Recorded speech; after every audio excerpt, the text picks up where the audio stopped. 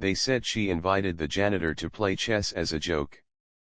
By the fifth move, nobody was smiling. Her name was Victoria Langford, founder and CEO of Langford Digital, a data infrastructure powerhouse with government contracts, global clients, and a reputation for running her boardroom like a battleship. She was the kind of wealthy that made other rich people feel underdressed. Not just money, old money with the polish of Harvard and the ruthlessness of Wall Street. If she ever remembered what kindness looked like, it was buried beneath decades of stock options and dismissive glances. It was the first weekend of December, and just outside Sedona, Arizona, Langford's annual executive retreat was in full swing. The estate was absurd: 4 acres of curated desert modernism, 7 bedrooms, 2 heated pools, a wine cellar stocked with French vintages, and dead center in the grand atrium a marble and ash chessboard the size of a dining table, lit from above like an altar. Her guests a hand-picked collection of executives, investors, and socialites. Their partners were welcome, as long as they stayed polished and agreeable. The staff had been flown in from Scottsdale, hand-vetted, instructed to be discreet, silent, and invisible. And invisible they were. Except for Mr. Lionel Hayes. A 67-year-old man with a gentle frame and an ironed uniform, Lionel had been brought in last minute through a local agency to help cover the weekend. He moved like a man used to watching before speaking, each motion deliberate, quiet. No one knew he'd once taught mathematics in New Orleans. No one cared. In this house, he was the help and that was all. All except one, Claire Jensen, VP of Brand Strategy, who offered Lionel a tired smile and thanked him once for picking up a dropped napkin. Even that felt rehearsed, like she was playing the part of someone decent. By Saturday night, the fire roared, bourbon spilled freely, and the social mask started slipping. Victoria held court from a leather armchair near the hearth, swirling her drink and scanning the room with the slow precision of someone used to controlling attention. Business, she declared loudly, is chess with real consequences. Polite laughter scattered through the room. Every decision you make, she continued, standing now, her heels clicking against the hardwood as she sauntered toward the board, should put your opponent on edge. People nodded. That's what they did around Victoria. Agree, flatter, stay employed. She placed her glass down and picked up a pawn, rolling it between her fingers. Any takers? No one moved. Then her gaze drifted almost lazily toward Lionel, who was walking past with a tray of empty tumblers. Her voice rang out, cutting the room like a bell. You, she said. Lionel stopped. Slowly turned. You play chess? He looked at her, then at the board. A bit, he said evenly. The smile that spread across her face wasn't friendly. It was theater. Well then, she said, loud enough for everyone to hear, let's see what the cleaning staff can do. There was a hush. Some nervous titters. A cough. Claire's eyes darted across the room, her posture stiffening. She opened her mouth to say something, then didn't. Lionel said nothing. Just lowered the tray onto a side table, brushed off his palms against his slacks, and walked calmly toward the board. He didn't hurry. He didn't bow. He simply pulled out the wooden chair opposite hers and sat. If you'd like a game, he said gently, I'll give you one. Victoria raised an eyebrow, then let out a showman's laugh. Oh, this is going to be fun. A semicircle of observers formed like flies to sugar. Someone pulled out a phone. Another whispered, this is gonna be brutal. Victoria opened with speed, thrusting her king's pawn forward like a declaration of war. Loud. Flashy. Predictable. Lionel didn't rush. He leaned back, eyes scanning the board not like a servant indulging a rich woman's ego, but like a surgeon preparing for a delicate incision. His defense was subtle. Quiet. Precise. By the third move, the crowd leaned in. Victoria, still smirking, cracked her knuckles. "Don't worry," she said, "I'll go easy on you." Lionel's lips curved ever so slightly. "Please don't," he replied. The room fell oddly silent. It was hard to tell if he was being modest or issuing a warning. No one expected much from a man who wore orthopedic shoes and pressed uniforms. No one imagined the same man had once led a city-wide chess program in Baton Rouge before Hurricane Katrina destroyed the school and scattered the community. No one thought to ask where he'd learned to read people by how they breathed before they moved their pawns. But they were about to find out. And by move 5, the mood had shifted. She wasn't playing a janitor anymore. She was playing a master. He nudged his bishop's pawn forward steady, deliberate. Then Lionel sat back and waited. Not with tension, not with ego, but with the kind of patience that comes from having lived through harder things than strategy games. The kind of silence that made you lean in and wonder what he knew that you didn't. By the third move, murmurs began to stir among the guests. Victoria, perhaps sensing the shift in energy, attempted to take back control. "This one's called the Italian game," she announced, gesturing toward the board with her usual air of condescension. "Old school. They teach it in beginner books." Lionel didn't respond. He simply advanced his knight, clean and calculated.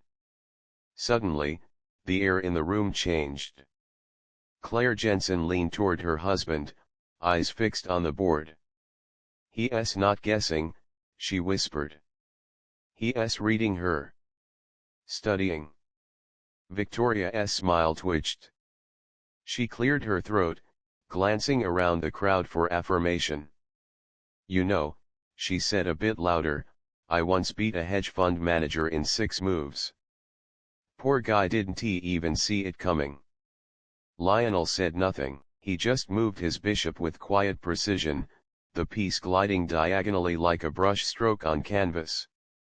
Victoria's smile faltered. "You sure you've only played a little?" she asked, eyes narrowing. Lionel finally looked up, voice low but clear.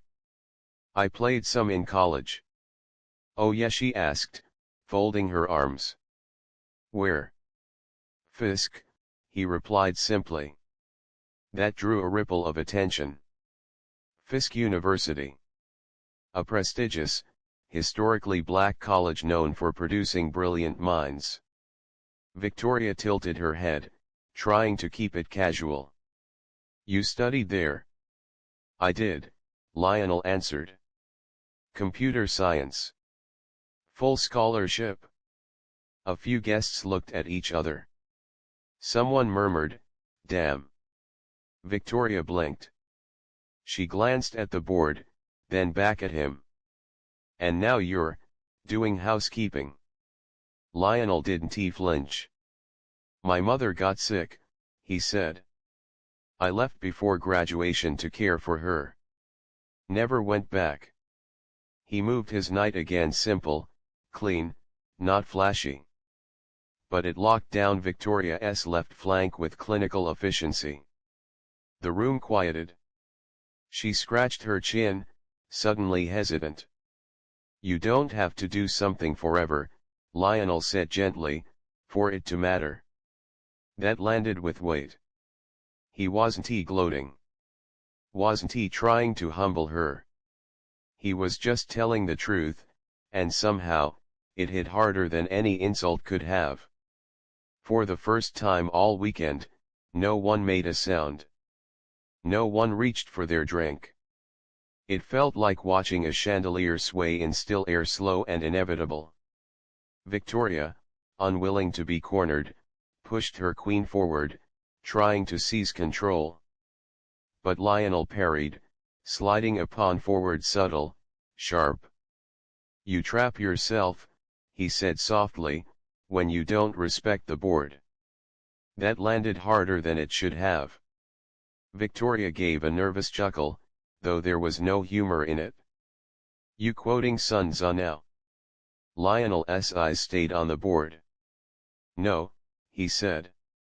"My uncle ran a tire shop in Memphis. Play chess on milk crates behind the garage. Said that to me when I was 10. You could feel the atmosphere tighten." That sentence carried more depth than Victoria knew how to hold. She looked back down. Something wasn't right. Her queen was boxed in. Her rook had no movement. Her knight couldn't help. She leaned closer, frowning. "Hold on," she muttered. Lionel didn't move. Didn't gloat. Just waited. Claire moved in for a better look, hand hovering near her lips. CFO Alan Drake stepped forward too. Even the servers walking by slowed, pretending not to stare. Then Lionel reached out and nudged his rook across the board. Not flashy. Not loud. Just lethal. "Check," he said softly. The room froze. Victoria's eyes widened. She stared at the board like it had betrayed her. Her hand hovered over her knight, then her bishop, then back again, trying to carve out a future that didn't exist. She laughed under her breath, but there was no confidence left in it. "You've got to be kidding me," she muttered. Lionel stayed still. Hands folded in his lap, no expression on his face. No victory dance. Just quiet clarity, like a man who had nothing to prove because he didn't. Victoria cleared her throat. "Well," she said louder, "you've got some moves. I'll admit that. Maybe I underestimated you." A few of the executives chuckled, unsure if it was safe to laugh. Unsure if she was being gracious or if they were watching the start of a very bad Monday. "But hey," she added quickly, "it's just one check. Game's still young." Lionel gave a slow nod. "Of course," he said. "Take your time." Victoria moved a pawn to block too fast, too forced. Lionel studied it for a moment, then repositioned a piece with careful ease. "You should ve castled," he murmured. Alan raised an eyebrow. "He's getting boxed in." Victoria shot him a look. "It's a warm-up," she insisted. But nobody laughed. Not anymore. Claire leaned closer, eyes scanning the center of the board. "She's walking into a trap," she whispered. "Look at the way he's closing in." Victoria frowned. She didn't want advice. She needed it. Lionel's voice was calm, almost kind. "The board doesn't care who you are, Ms. Langford." It wasn't a taunt. Not even a jab. Just a quiet truth dropped into the room like a stone in still water, and yet it hit with more force than a shouted insult. That was when the laughter started to curdle. Because by now, everyone watching knew what this really was. Victoria hadn't invited Lionel to the chessboard out of some charitable whim. She hadn't been curious about his skill. She wanted a moment, a spectacle. A chance to remind the room who held the glass of scotch and who cleared the dishes. She thought he'd stumble. Shrink. Maybe fumble a pawn or make a sloppy mistake. That was the punchline. That was the design. But he didn't stumble. He leaned in. And every move after that was a quiet correction, a demonstration that the hierarchy she clung to meant nothing on a chessboard. Wait, Victoria said suddenly, lifting her hand like a stop sign. Let's pause a second. Reset. Start fresh. Lionel looked at her. Raised a brow. You want to start over? She hesitated. I mean, this was just a fun little game, right? No one's keeping score. His voice stayed calm, almost gentle. Only the ones who are losing say that. There was no edge in it. No heat. But the room reacted like someone had thrown a slap. Near the back, someone muttered under their breath, he's not just playing against her, he's playing through her. Victoria's face twitched. Her pride flared. Fine, she snapped, sitting straighter. Let's keep going. Lionel didn't blink. He moved. His knight swept into position with quiet authority, pinning her rook between a queen and bishop. A sharp inhale cut through the silence. She's getting boxed in, Claire Jensen whispered, still watching like it was a courtroom drama. Color rushed into Victoria's cheeks. She looked up. The room. The faces. Her people, directors, partners, clients. All eyes were on her, not admiring. Just, watching. This was the part that rattled her. These were the people whose bonuses she signed, whose calendars bent around her schedule. But in this moment, that power couldn't protect her. Because in chess, money didn't move pieces. Only skill did. And Lionel Hayes had it in spades. Trying to laugh it off, she forced a grin. Let's be honest, she said, glancing around. He probably grew up playing this on porches somewhere, right? Lionel's jaw stiffened just slightly. The pause afterward was heavy. Long, uncomfortable. Then he answered. No, he said. I grew up in a two-bedroom over a barbershop in Little Rock. We didn't have a porch. We had a coffee table with a busted leg and a board missing two pawns.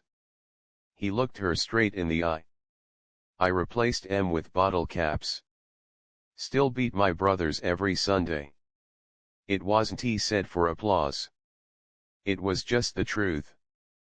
And somehow, that truth cut deeper than any insult could have. She looked back at the board, trying to refocus. Moved her queen like a counter-punch. Too late. Her right side was wide open. Lionel leaned forward and tapped a rook across the board. Check again, he said, almost like an afterthought.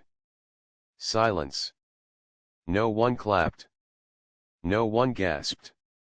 It was the kind of silence that said everything louder than words could. Because the game wasn't a game anymore. It had become a mirror. And Victoria Langford didn't like what she saw in it. By the seventh move, something had shifted. The room felt heavier. Gone were the chuckles, the polite commentary, the nods of solidarity. No more looking at phones.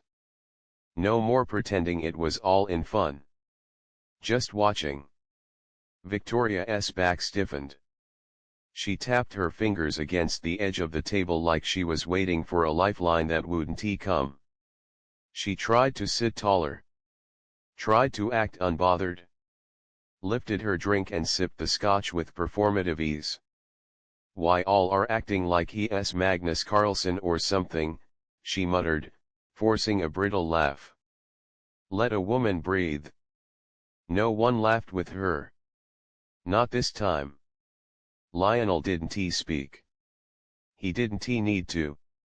He moved again, queen to g5.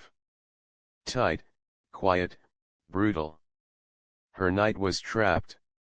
Her rook couldn't help. Her king sat exposed, like a lone piece in a war it had already lost. He's collapsing her defense, muttered Ellen Green, quietly horrified. Claire nodded. And he's not rushing. That's what's killing her. Victoria's eyes darted across the board. Frantic.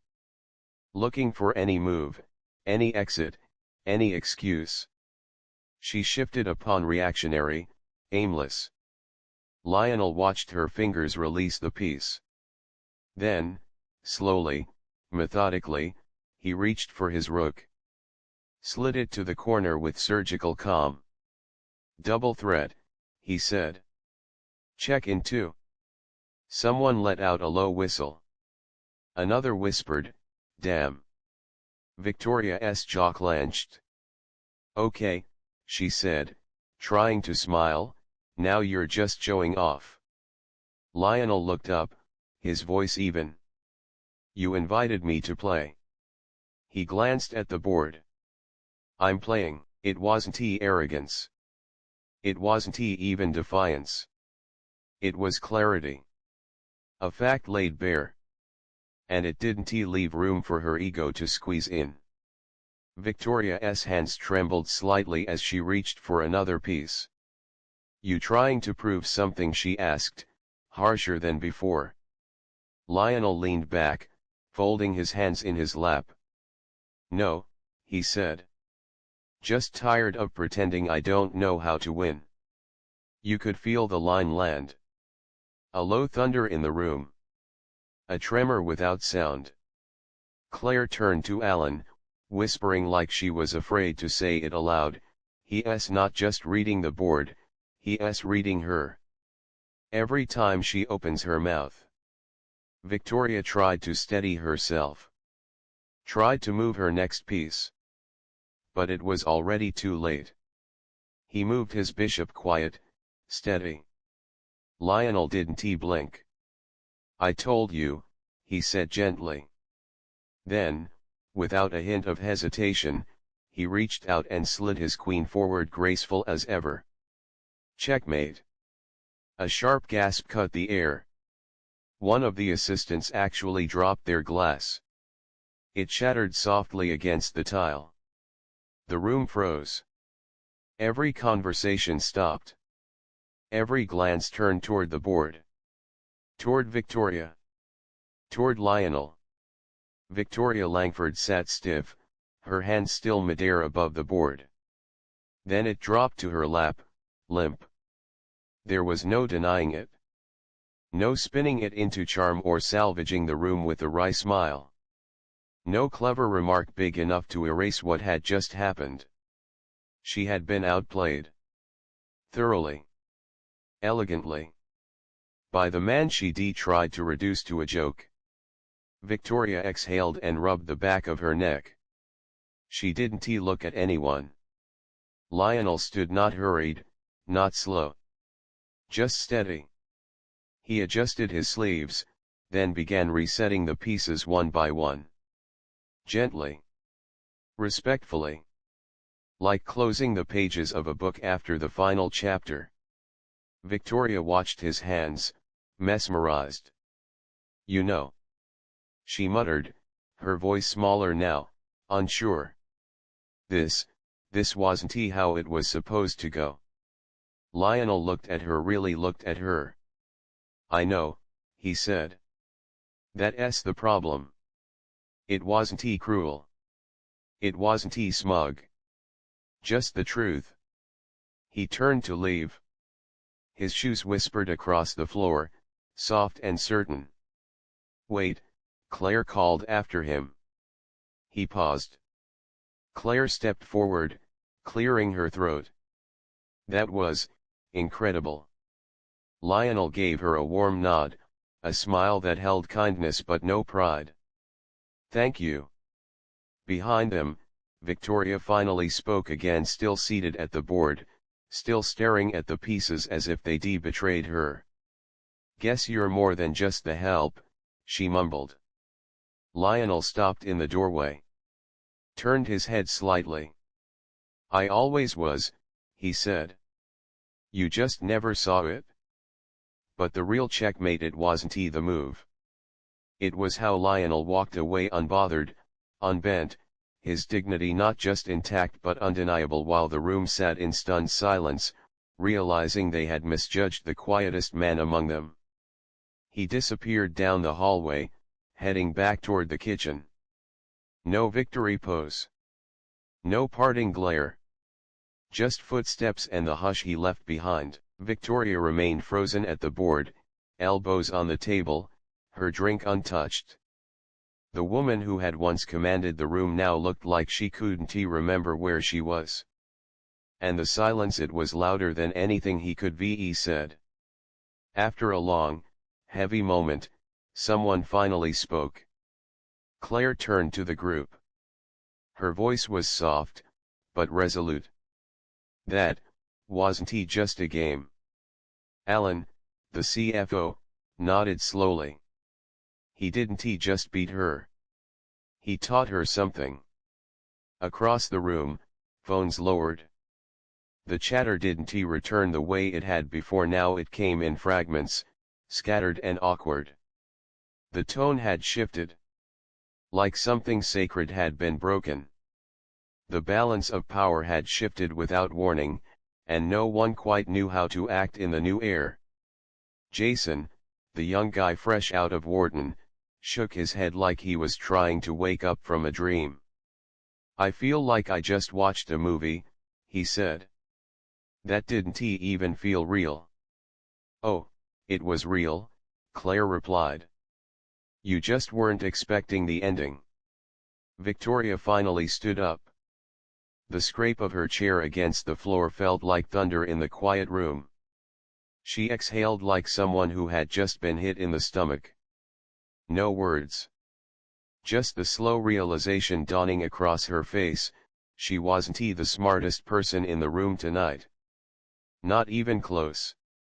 She glanced around, hoping to reclaim some kind of composure, but eyes were already turning away from her. People were scattering. Whispers replaced praise.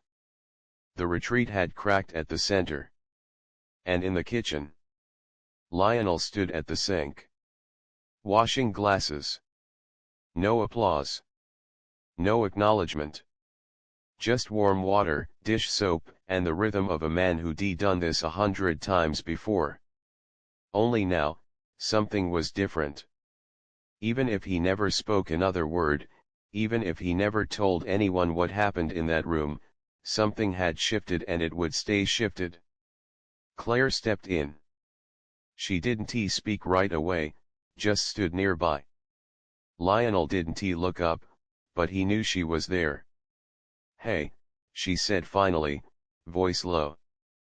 I hope that didn't make things harder for you. Lionel dried his hands with the towel. Calm as ever. You mean harder than being mocked in front of 30 executives, he asked, glancing sideways.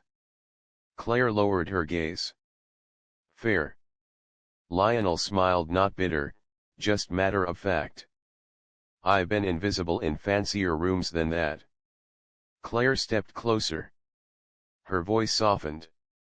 I just wanted to say, that was one of the most graceful things I've ever seen. You didn't just win. You carried yourself with more class than half the room combined. Lionel nodded. Thank you. She hesitated. Then, quietly, you ever think about going back to school? I mean, if you wanted. I used to, he said. But sometimes life doesn't leave space for things like that. He turned off the tap. And one day, you realize everything you had to give, you already gave somewhere else. Claire didn't have an answer. Just respect. Back in the living room, Victoria stood alone by the fireplace. She poured herself another drink. This time, the clink of ice in the glass didn't sound victorious. It sounded like surrender. But he didn't sip it. The scotch in Victoria Langford's hand remained untouched. Her gaze drifted not to the fire, not to the guests, but to the marble chessboard where the pieces sat quietly reset. Lionel had done that. Without being asked. Without a word. She hadn't thanked him. Not once. And now, standing there in the dim hum of silence, she realized she hadn't just lost a game. She'd revealed something uncomfortable. Something sharp. And not just to the room but to herself. There was no quip to smooth it over. No corporate spin to hide behind. Lionel hadn't needed to raise his voice or call her out. His stillness, his intelligence had done the talking. Victoria breathed in deeply, the weight of it settling in her chest. For the first time in years, she felt small. Not humiliated. Just aware. And maybe that was worse. But what lingered wasn't just the memory of defeat. It was the unspoken question hanging in the air, what else have we missed, just because we never looked deeper. Sunday morning arrived with the scent of eggs, coffee, and restraint. No laughter around the breakfast table. No light banter. Just the clinking of forks against porcelain and glances cast toward the end of the table, where Victoria sat, pale, untouched plate before her. Lionel moved among the guests, refilling cups, clearing plates, same uniform, same rhythm. But nothing felt the same. Now, when he passed, heads turned. Eyes followed. He hadn't said a word, yet somehow he commanded the room. Alan broke the stillness. "Hey, Lionel," he called across the table. "You ever think about coaching chess?" Lionel looked up mid-pour. "Not really." Alan chuckled. "Well, you should. I'd sign up in a second." Victoria looked up from her plate. Her voice cut through the air, hesitant. "Lionel." He turned slightly. "Waiting. I owe you an apology." Her tone was quiet, stripped of bravado. "What I did yesterday. It wasn't just a bad joke," she said. "It was disrespectful. I saw you working and thought pulling you into a game would get a laugh. I wasn't clever. I was wrong." Lionel didn't respond immediately. He just listened. "I didn't expect you to." She trailed off. When he offered gently. She looked down. "Yeah. That." The table grew still again. Everyone waiting to hear what he'd say. Some expecting a speech. Some waiting for him to finally take a swing back. But Lionel wasn't performing. "You didn't respect the board," he said. "And you didn't respect me." His voice was even. Not cruel. Just honest. That's what hurt. Not the joke. Not even the assumptions. Just that I was never supposed to be taken seriously. That line hung there. Clean. Unshakable. Victoria swallowed hard. "You're right." She stood slowly. "I've got a lot to think about. I used to believe I saw people clearly. Turns out I've been looking right through them." Lionel gave a slow nod. "Seeing people clearly starts with looking without judgment." Victoria looked like she wanted to say more but didn't know how. So she just nodded back. And sat down. The silence stayed a moment longer, then gently, like fog lifting, conversation resumed. Softer now. More measured. Less curated. Later, while the guests packed and the staff began their final rounds, Claire found Lionel in the hallway by the back stairs.